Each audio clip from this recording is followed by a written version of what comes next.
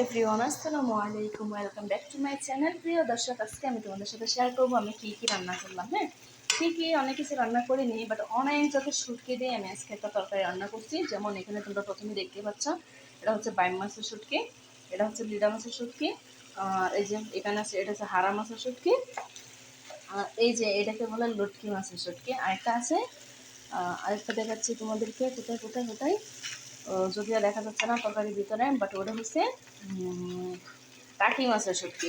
তো 4-5 জাতের শুটকি দিয়ে আমি কী রান্না করলাম তোমাদেরকে সেটাই আজকে আমি জানাবো, দেখাবো, তোমাদের সাথে শেয়ার করব।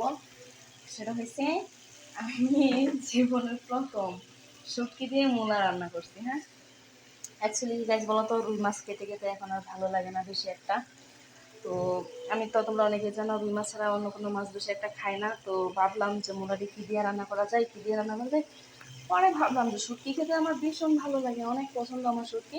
তারপরে যে শুটকি দিয়ে আমি এগুলো রান্না করতে বসিয়ে দিলাম। মানে মূলা আমি শুটকি দিয়ে রান্না করতেছি ফার্স্ট টাইম। আই খুব ভালো লাগবে। এর আগে একদিন খেয়েছিলাম, কি জানো, মূলার পাতা আছে না, মূলার ডাঁটা মানে আর পাতা একসাথে করে শুটকি দিয়ে রান্না করেছিলাম। বিশেষ করে সেদিন সত্যি খেতে খুব স্বাদ হয়েছিল, অনেক বেশি ভালো লেগেছিলো। তাই আজকে আমি আবার পুরো মূলাগুলো সিদ্ধ করে তারপর মাছটা অনেক কষাইছি, কষানোর পরে এই যে দেখো, মাছটা বলতে শুটকিটা অনেক সুন্দর করে আমি বাগার টাকা দিয়ে কষিয়ে নিয়েছি, তারপর দিয়ে দিচ্ছি। দেখো তরকারি থেকে আলাদাভাবে তেল ছেড়ে দিয়েছে, দেখতেই কত এমনি এমনি দেখাচ্ছে, তাই না? আমার মনে হয় অনেক স্বাদ লাগবে।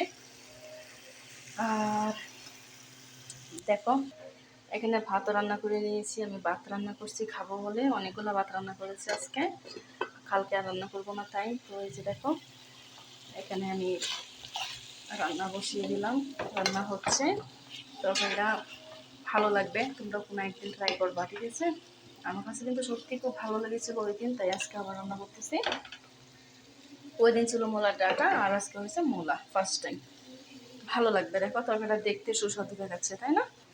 তার মাঝে দেখো আজকের একটা কাজ আছে, অনেক কাজ। দেখো কতটা কাজ আমি গোলাইছি।